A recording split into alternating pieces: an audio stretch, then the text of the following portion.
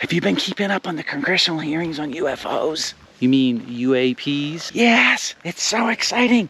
They've got the sworn testimony of retired military officers. You should tell that to William Shatner. So, Mr. Shatner, do you believe the sworn testimony of retired military officers under oath in front of a congressional hearing? Well, no, I don't think they're telling the truth because It doesn't make any sense for an intelligent life form to travel millions of miles to come here to ignore us. So you want to disavow the sworn testimony of retired military officers under oath in front of a congressional hearing because the Prime Directive doesn't make sense to you? How can it not make sense to you? You're famous for it. You are the Prime Directive. We're a pre-warp civilization, likely the most violent one in the galaxy. We're basically Klingons crossed with Borg, and you don't understand why an alien race wouldn't want to talk with us. We're the typhoid Marys of the cosmos. They're hoping we don't get warp capability. It makes perfect sense. You constantly went on about the Prime Directive. Well, that and sleeping with alien women. What I want to tell you about is how to put your DNA in a crystal, and I'll shoot it to the moon for you. That makes sense to you, but the Prime Directive doesn't. For $1 bazillion, I'm going to cook the living hell out of your DNA and stick it in a crystal and shoot it to the moon. It's like you're going to the moon. Only $1 kajillion. So this guy, Peter Goresh, claims that the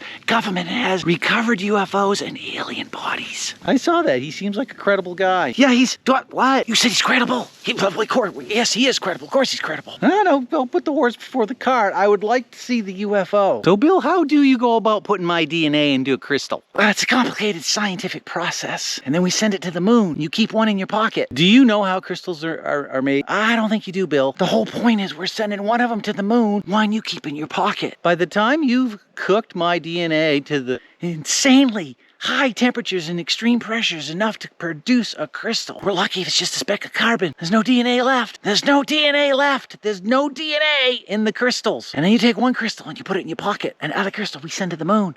Thank you, Mr. Goresh, for being here.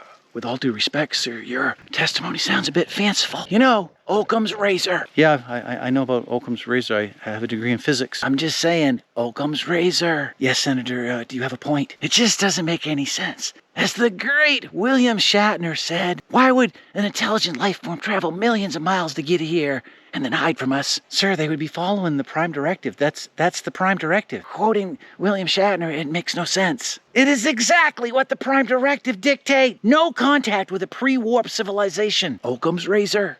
Occam's razor! All right, I admit this all is very fascinating, but you have to admit, why don't they just pony up the UFO? He knows where the UFOs are, but they won't let him into a skiff. Why do they need to get into a boat? No, a skiff, a secure location where they can discuss top secret information. They were denied access to a skiff? That's right, and they wanted them to hold their press conference in a broom closet. It sounds to me like there's some shenanigans going on to hide nothing. They claim there's nothing. Well, what do they got to hide? Yeah, this is like the first conversation you I had. We're talking exactly the same. Because it does make no sense. The Prime Directive makes sense. Not having access to a skiff does not. Yeah, if you could just tell us where the UFOs are, we could go there and get one and be done with this. It's kind of curious the public news feed isn't covering this. I know, right? It's almost like it's a conspiracy.